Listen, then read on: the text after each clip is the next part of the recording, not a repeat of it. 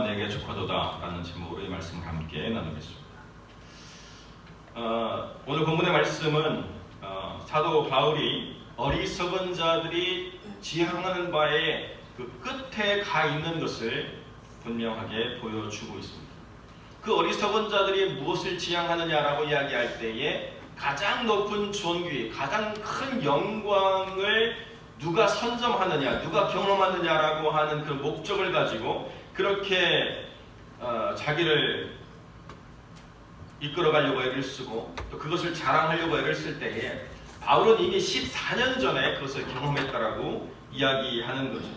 그것도 행여 사람들이 자기에게 집중할까 봐서 워드플레이를 가지고 그런 한 사람을 알고 있다라고 이야기하는 간접적인 형식을 통해서 그게 나지만 나를 주목하지 않고 사람들이 나에 대하여 너무 지나치게 생각할까 봐서 마치 다른 사람을 이야기하는 것처럼 그렇게 이야기한다는 것입니다.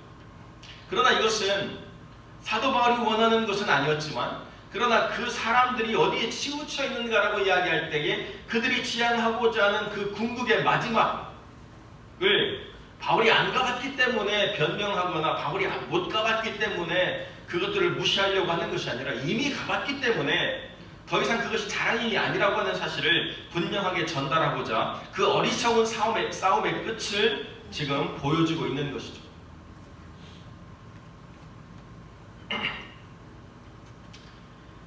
그런데 바울은 거기서 그치는 것이 아니라 주님께서 그 지극히 큰 것을 허락하셨기 때문에 그러므로 말미암아 주님이 그 다음에 무엇을 주셨는가라고 하는 것이 지극히 큰 것을 경험했다라고 하는 사람들이 가져야 될, 수용해야 될 중요한 부분이라고 하는 것을 다시 보여주고 있는 거죠.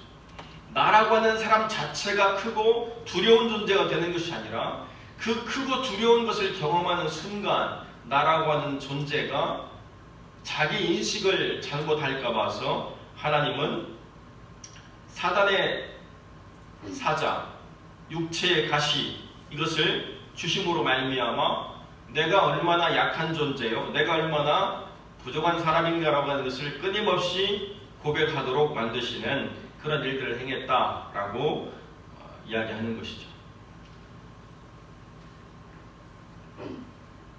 많은 사람들이 어떤 특별한 경험들을 가지고 자기가 무엇인가를 맛보고 경험했다라고 이야기하는 그러한 간증들을 할 때가 참 많이 있습니다. 그런데요, 그것의 위험이라고 하는 것이 얼마나 큰가라고 하는 것은 잘 생각하지 못하는 경향이 있습니다. 여러분, 그러한 특별한 사건들, 특별한 어떤 초월적인 현상들이라고 하는 것이 교회 안에서만 이루어지는 걸까요? 제가 어저께 설교를 준비하면서 이런저런 자료를 찾아보는데요, 유튜브에 동영상 제목이 그거예요. 스님에게 임한 성령의 능력. 이게 뭔가 제가 봤어요. 그랬더니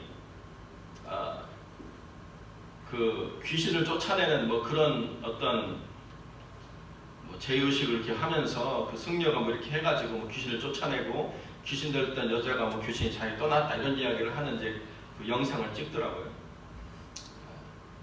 결국 그 영상을 만들어서 포스팅한 사람이 말하고자 하는 게 뭐냐라고 이야기하면 교회는 그런 게 없는데 여기 절에 오니까 이런 게 있다 라고 이야기한다는 거죠. 결국 너희들이 말하는 성령의 능력이라고 하는 것을 누가 갖고 있느냐라고 이야기하면서 우리가 스토리가 있다 이야기를 하려고 하는 거죠. 네. 여러분, 각자의 스토리들은 다 있습니다. 그리고 그 스토리가 팩트를 이야기한다고 떠들려는 사람들의 많은 이야기들이 있습니다. 스토리와 팩트가 만나서 만들어내는 게 뭐냐? 내가 진리다라고 말하려고 애를 쓰는 거죠.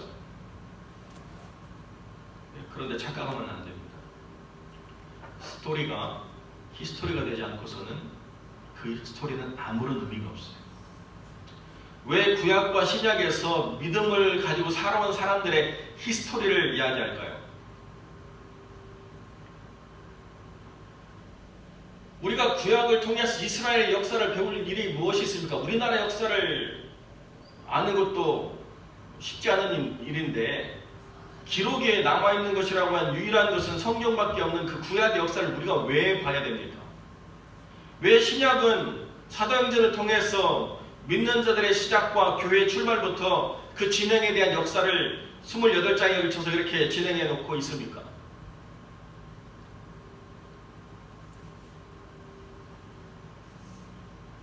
나의 스토리가 하나님이 써가시는 역사, 히스토리의 재료가 되지 않는 것들은 아무런 의미가 없는 거예요.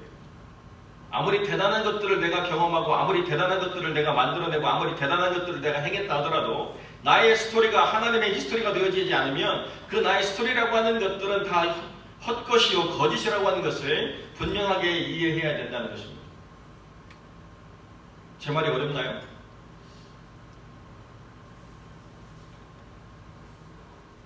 하나님께서는 믿는 자들의 삶을 통해서 하나님이 누구이신가를 표현해내는 많은 역사들을 행하십니다. 그러나 그것을 통해서 믿는 자 자체가 그 어떤 다른 사람들보다 더 우월하고 더 대단한 존재로 더 승격이 되거나 변화가 된다고 하는 것을 말하고자 하시는 것이 결단코 아닙니다.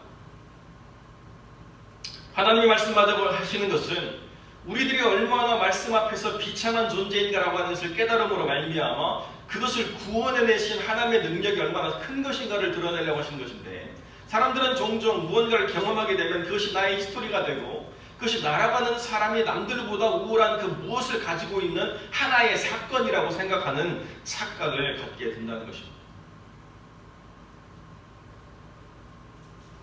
그것을 견주어 보려고 애를 쓰고요. 그를 내가 경험하는 순간 내가 남들이 갖지 못한 무언가 특별한 것을 갖고 있는 대단한 존재라고 착각하기 시작하는 일들을 주저하지 않고 행한다는 것입니다.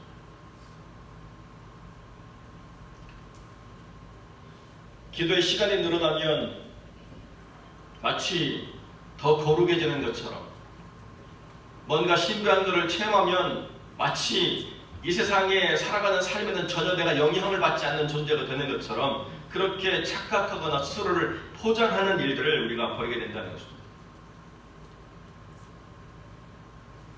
제가 전에도 그런 말씀을 드렸는데요. 사람들이 하나님을 경험하는 삶이라고 하는 것을 통해서 하나님께 순종하는 삶이라고 하는 것을 배워간다고 제가 말씀을 드렸죠. 그런데 교회에 와서 순종을 배우는 게 아니라 수동을 배우고 있다 이렇게 제가 말씀을 드렸습니다. 수동을 배운다고 하는 것은 이런 표현입니다. 뭘 할 것인가에 대한 무엇을 할 것인가에 대한 결정권을 하나님께 드리겠습니다. 그래서 하나님이 무엇을 행하라고 하면 그 무엇에 대해서 내가 집중하겠습니다. 그것이 마치 순종인 것처럼 사람들이 생각한다는 거죠.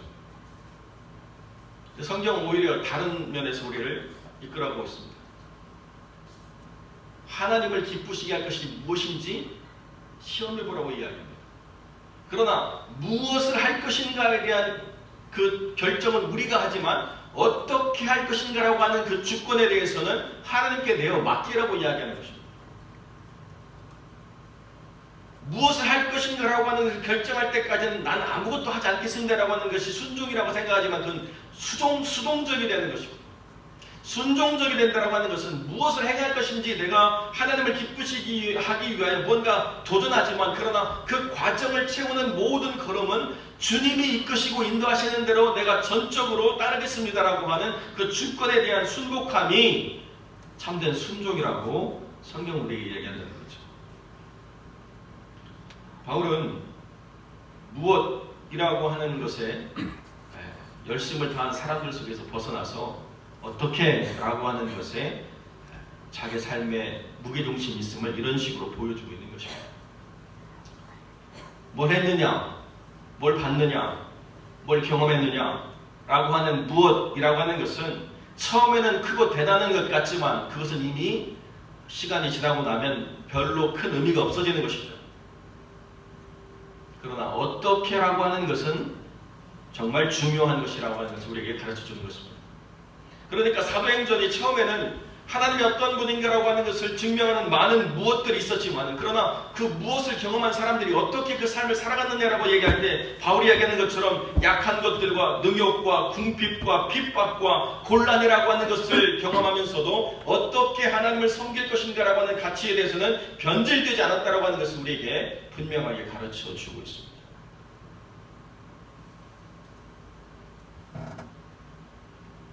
그런데 종종 그것을 거꾸로 생각하는 일들이 참 많이 있는 거죠. 무엇을 할 것인가를 결정해 주기만 하면 어떻게는 내가 하겠습니다 라고 이야기하는 일들을 우리가 할 때가 많이 있다는 거죠. 무엇을 결정하는 순간 그 결정이 난 이후부터 어떻게는 내가 할 테니까 관여하지 마십시오. 그리고 내가 만들어낸 그 무엇의 결과로 하나님이 영광 받으시면 되는 것입니다 라고 이야기하는 어리석음이 있다는 것이죠. 그러니까 과정이 하나님이 기뻐하시는 거룩한 산제사가 되지 않을 때가 많이 있다는 것입니다. 바울은 신비를 경험하고 초월을 경험했습니다. 한국 교회가 참 무속적인 영향을 많이 받아가지고 이 신비와 초월을 경험하는 것도 입신이라고 표현하더라고요. 입신은 귀신이 들어오는 게 입신입니다. 교회는 입신이라고 표현하는 게 아니라 들림이라고 표현해야 돼요. 바울이 이렇게 들림을 받아서 하나님의 셋째 하늘에 가서 본 영광이라고 하는 것은 말로 표현할 수 없는 것이었습니다. 그리고 바울이 받은 여러 가지 계시들이 있었기 때문에 그것을 드러내는 순간 바울이라고 하는 바울이 사람들보다 얼마나 큰 높음과 존귀와 영광을 받을 것인지 주님은 분명히 아셨습니다. 그래서 그 삶이 육체에 머물기 위한 육체의 가시를 주신 것이죠. 다시 말씀드리면 영이 육체를 떠나서 살까 봐서 그 영을 잡아다가 육체에다 못 박아놓은 것이라고 생각하시면 되겠습니다. 내가 육체를 가지고 있구나, 내가 사람들과 똑같이 살아가고 있구나, 내가 이 육체에 갇혀 있음으로 말미암아 로마서 7장에서 얘기하는 것처럼 이 육체의 법에 내가 절망할 수밖에 없는 존재구나. 아무리 내가 놀라운 뭔가 나만의 스토리가 있다 하더라도 내가 하나님의 쓰신 역사 가운데서는 육체의 법을 따르는 절망할 수밖에 없는 존재구나라고 하는 것을 분명히 깨닫도록 하나님은 그 육체로 그 영혼을 못 박아 놓으셨다는 것입니다.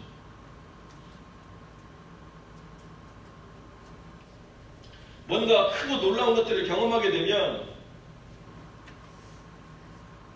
그리고 자기가 무언가에 지금 중요한 역할들을 하게 되면 정말 중요한 과정에서 하나님을 의지하는 것들이라고 하는 것이 별로 그렇게 중요하지 않다고 생각하는 우리에 빠지게 되는 것입니다. 내가 얼마나 약한가, 내가 얼마나 이 능욕과 핍박으로부터 벗어나고 싶은 그 지극히 약한 존재인가, 그 곤란함과 그 어려움들을 내가 회피하고 싶은 얼마나 약함들을 내가 가지고 있는가라고 하는 것을 알지 못한 채 나라고 하는 사람이 마치 완성되어져 버린 것처럼 착각하는 경향을 보인다는 것입니다. 무엇이 중요하냐? 내가 어떤 것을 경험했느냐, 내가 어떤 것을 지금 성취해가고 있느냐, 내가 어떤 목적을 향해 나가고 있느냐라고 하는 것이 다 배제되어서는 안 되지만, 그러나 그것을 어떻게 내가 주님께 순종함으로 나아가고 있느냐라고 하는 것이 정말 중요한 부분이라는 것입니다. 바울은요, 이런 경쟁 심리에 스스로를 한 발짝 물러서서 휩쓸리지 않도록 하는 철저한 자기의 절제의 훈련들이 있었습니다. 그것이 되어지지 않으면 알면서도 휩쓸려가는 경향이 있고, 더 심하게는 알지도 못한 채 휩쓸려가는 경향이 더 많아지게 된다는 것입니다. 하나님 은혜를 경험한다고 하는 것이 무엇이냐? 신비를 경험하는 것이 하나님 은혜를 경험하는 것이 전부인 것처럼 착각하는 사람들이 있습니다.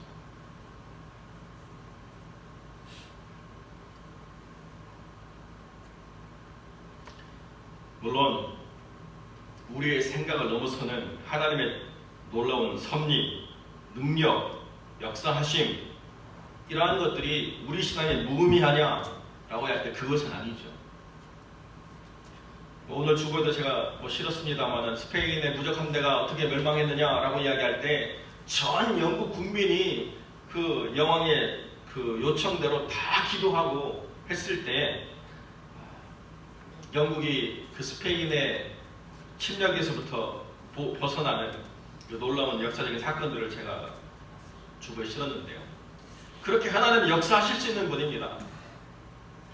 그러나 중요한 것은 그런 하나님의 역사하심이라고 하는 것이 우리에게 있어서 어떤 의미냐라고 이야기할 때에 우리가 그분의 절대 주권을 드러내는 도구, 그 이상도 이하가 아니라는 것입니다. 우리는 그 보배 그 자체가 아니라 그 보배를 담고 있는 연약한 질그릇이라고 하는 사실을, 그래서 그 보배가 우리 안에 담겼기 때문에 우리가 존중을 받는 것이지 우리 자체가 존중을 받아야 될 그 어떠한 특별한 가치를 우리가 가지고 있다고 하는 것을 말할 수 없다는 것을 더 깊이 깨달아가는 것이 신앙에 있어서 성장이고 성숙이라는 거죠.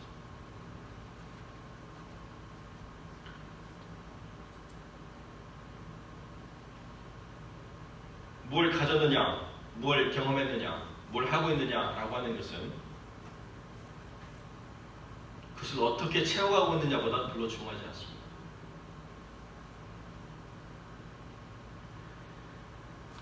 내가 그리스도를 위하여 무엇을 했느냐라고 하는 능동적인 어떤 자세뿐만 아니라 내가 그리스도를 위하여 무엇을 참아내고 있느냐라고 하는 수동적인 자세가 내 삶의 하나의 과정이라고 이야기할 때에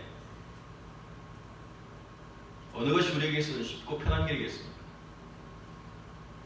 내가 무언가를 행함으로 말미암는 성취감, 내가 무언가를 행함으로 말미암아 사람들이 주는 격려와 칭찬, 내가 무언가를 성취에 내므로 말미암아 그 결과물을 보면서 내가 얻는 그 기쁨, 만족, 이러한 것들이 신앙의 전부가 되어서는 결단코 아니되는데도 불구하고 교회가 한번 어지러움에 빠지기 시작하면 내가 무엇을 하고 있느냐라고 하는 것에 더 중요한 가치를 부여하게 되고 무엇을 해낼 수 있는 사람이 믿음 있는 사람이고 무엇을 해낼 수 있는 그러한 헌신과 드림 있는 사람이 그것을 어떻게 해낼 수 있는가를 묻지 않고도 존중을 받는 그러한 일들을 벌이게 되면 그러면 교회는 굉장히 액티브해지는 것 같지만 사실은 혼란과 어지러움에 빠지는 것밖에는 남는 것이 없게 되는 것이죠.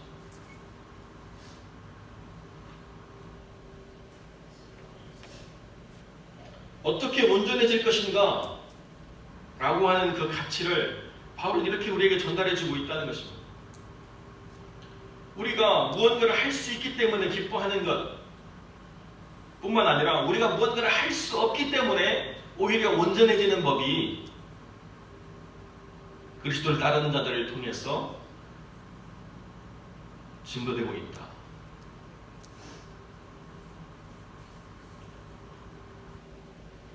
그냥 약하고 가난하고 핍박받고 곤란한 상황이 있는 것이 아니라 그 앞에 전제가 뭐냐라고 이야기할 때 그리스도를 위하여 라고 하는 분명한 전제를 갖는 것, 이것이 중요하다는 것입니다. 어느 누구도 약해지는 것과 능욕과 궁핍과 핍박과 곤란을 기뻐하는 사람이 없습니다. 누가 그것을 기뻐하고 좋아하겠습니까? 그러나 거기에 그리스도를 위하여라고 하는 중요한 의사결정의 핵심 가치가 있다고 한다면 그럼에도 불구하고 내 삶의 과정을 그것을 담아내는 과정으로 채워간다 할지라도 나는 결코 믿음 안에서 떠나지 않겠다라고 하는 바로 그것이 하나님 안에서 온전해지는 것이라는 것입니다.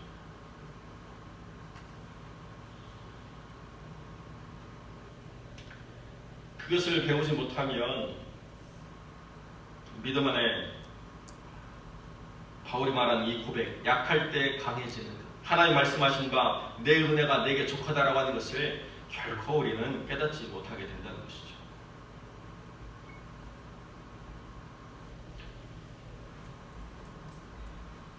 제가 지난번에 말씀드렸던 것처럼 이번에 하나님의 부르심을 받은 존 맥케인이 포로로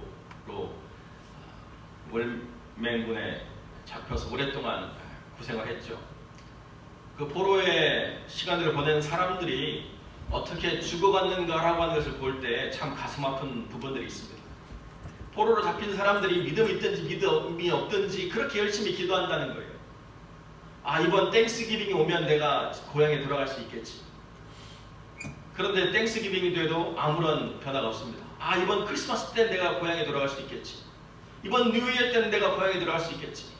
이번 이스터 때는 내가 고향에 돌아갈 수 있겠지. 계속 자기의 기대를 놓고 하나님 그것을 완성해 주기를 간절히 간구하는 그 포로들의 간절한 부르짖음이 있었는데요. 그때가 돼도 내 삶에 변화가 없다는 것을 경험하는 순간 시름시름 앓게 되고 병들게 되고 결국에는 그 포로로부터 상태를 벗어나지 못한 채 거기서 죽음을 맞이하는 수많은 사람들이 그 베트남 땅에 그 육체를 묻을 수밖에 없는 일들을 보였다는 것입니다. 내 기대, 내 만족, 내 목적 그것을 성취하는 것이 내 기쁨이 되는 것 누구나 다 마찬가지입니다. 그것이 포로의 생활이든 또는 삶의 어떤 목적을 두고 살아가는 삶이건 간에 내가 원하는 바가 내가 원하는 때에 이루어지는 것을 합리화하는 바로 그것이 믿음이라고 한다면 얼마나 좋겠습니까?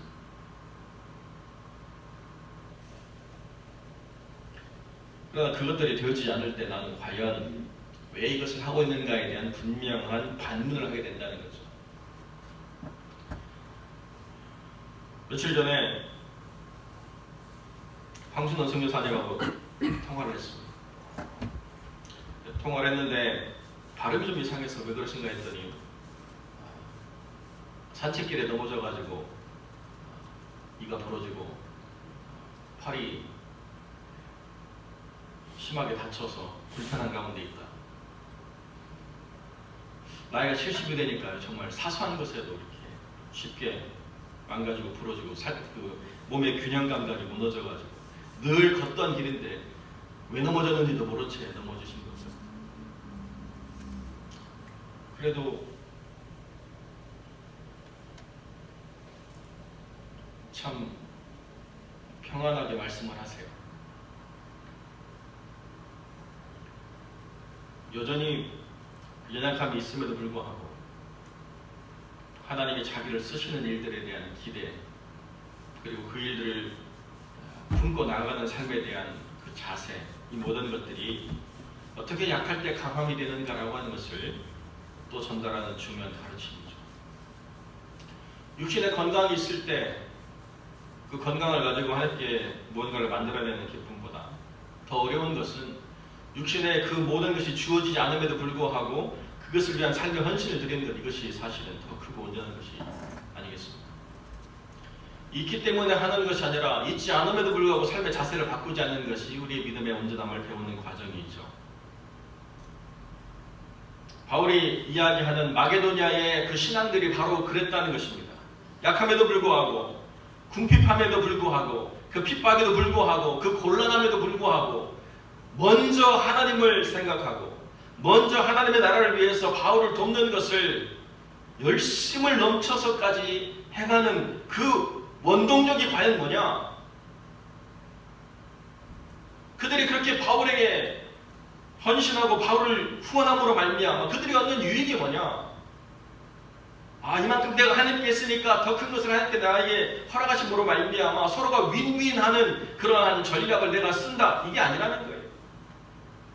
여전히 하나님의 사람과 하나님의 사역을 위해서 지원하는 그 삶이 있음에도 불구하고 내 삶에 곤란이 오고 궁핍이 오고 핍박이 올 때에 나는 무엇을 선택할 것인가라고 하는 그 분명한 나의 선택 가운데서 그리스도를 위하여라고 하는 것이 더 명확하게 드러나게 된다는 거죠.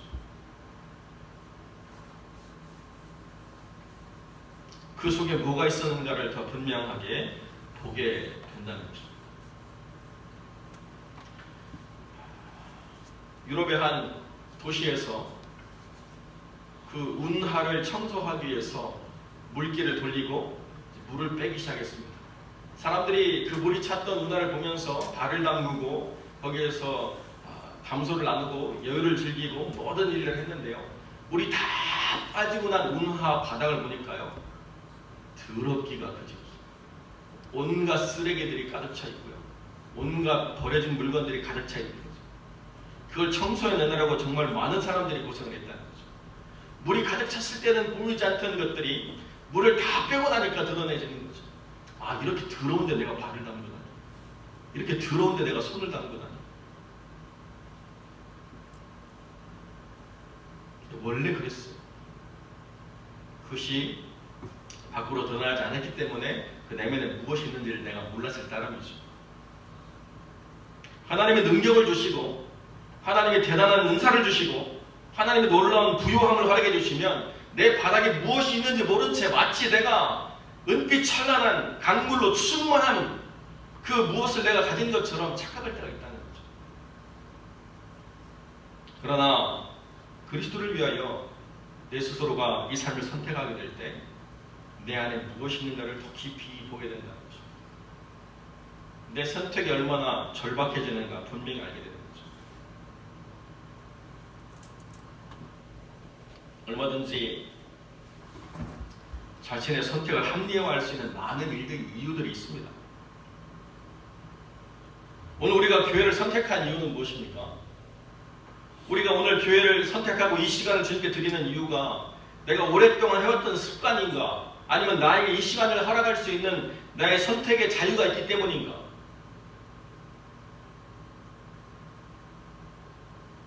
아니면 이것이 아니면 안 되기 때문이라는 분명한 삶의 목적의식이 있기 때문인가? 내가 불명할 때는요, 내가 어딘지 잘 몰라요.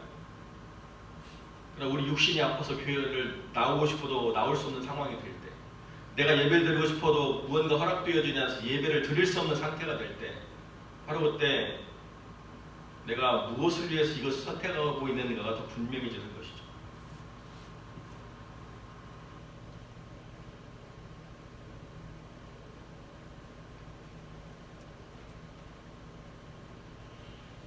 육신의 약함을 가진 분들이 사모하는 예배의 자리가 우리에게 있어서는 지금 평범한 또 다른 일상의 하루일 수는 있겠지만은, 그러나 그렇게 살아가는 삶이 여기 예배 자리에 있기 때문에 곧 거룩하다라고는 말할 수 없다는 것입니다. 무엇을 위하여 그리고 어떻게 라고 하는 이 두 가지 가치를 우리가 바르게 세우지 가지 않으면 나라고 하는 사람을 인식하지 못한 채, 그리고 내 삶이 어디로 나가는가를 깨닫지 못한 채 대세와 흐름에 따라 휩쓸려가 버리는 어리석은 삶이 될 수밖에 없다는 것입니다.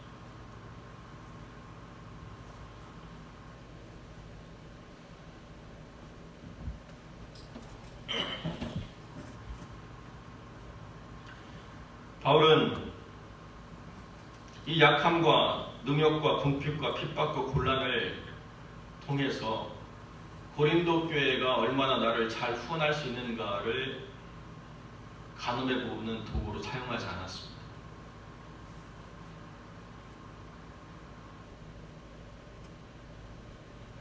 그런 유혹을 받죠. 말은 기도 제목인데 듣고 보면 기도 제목이 아니라 후원 제목이라는 것을 우리가 알 때가 있습니다. 선교사님들이 저한테 기도 요청을 보내시는데요. 보고 나면 이게 기도 제목이 아니고 후원 제목일 때가 많이 있어요. 물론 그것을 우리가 다 들어드리면 참 좋겠죠. 심지어 목사인 경우도 그렇습니다. 성도들에게 기도 제목을 내놓는데 듣고 보면 후원 제목일 때가 많이 있죠. 그 능욕과 궁핍과 핍박과 곤란을 얼마든지 합리화해서 자기의 유익을 위하여 쓸 수도 있습니다. 그러나 바울이 그렇게 하지 않은 이유는 뭐냐면 고린도 교회가 가치를 분별하는 능력을 상실했기 때문에 그렇게 후원받는 것 자체를 오염시켜버릴 엄청난 거짓과 위선이 가득하기 때문에 하지 않는 것입니다. 그렇게 행한 것 자체가 잘못되는 것이 아니라 그것을 분별할 수 없는 사람들에게 그것을 요구하는 것 자체가 큰 어지럼과 혼란을 만들어냈기 때문이라는 거죠. 사랑하는 성도 여러분, 여러분의 삶이 꼭 궁핍해야만, 꼭 곤란해야만, 꼭 핍박받아야만, 꼭 약해져야만 그것이 정당한 삶이라고 이야기하는 것은 결단코 아닙니다. 그러나 때로는 그럼에도 불구하고 내가 그리스도를 위하여 내 삶의 과정을 채우고 있는가라고 하는 것에 대한 분명한 자기 판단과 돌아보면 있어야 된다는 거죠. 내가 지금은 부유하지만 그러나 어느 한때 가난이 오고 어느 한때 궁핍이 오고 어느 한때 곤란이 온다 하더라도 내가 살아가는 삶의 이 여정을 채우는 이 삶의 중요한 자세만큼은 그것에 흔들리지 않고 상황 따라, 형편 따라, 조건 따라가 아니라 그리스도를 위하여라고 하는 이 중요한 삶의 전제를 내가 어느 때도 바꾸지 않고 살아간다라고 하는 것을 하나님이 증명해 보라고 사단의 사자를 주실 때 내가 외면하거나 회피하거나 물러서거나 도망가지 않고 감당하겠다라고 하는 것을 보여봐라. 바울은 이렇게 얘기하는 것입니다.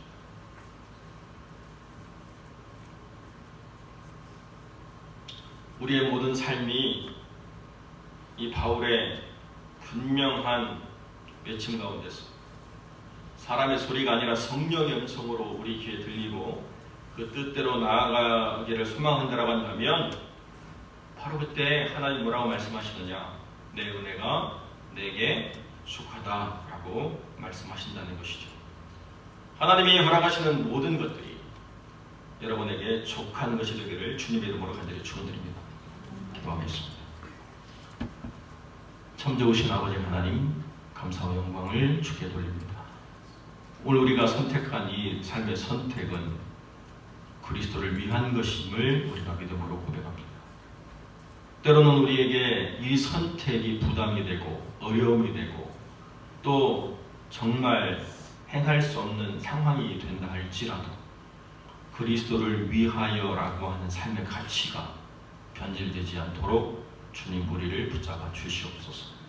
때로는 연약하고 때로는 궁핍하고 때로는 핍박받고 때로는 능욕을 당하며 때로는 곤란한 일에 빠진다 할지라도 우리가 이 선택을 주저하지 않고 행할 수 있는 그리스도 예수의 사람들이 될 수 있도록 주님 은혜를 베풀어 주시옵소서. 주님께서 함께해 주시기를 간절히 소망하며 거룩하신 우리 주 예수 그리스도의 이름으로 기도드립니다. 아멘.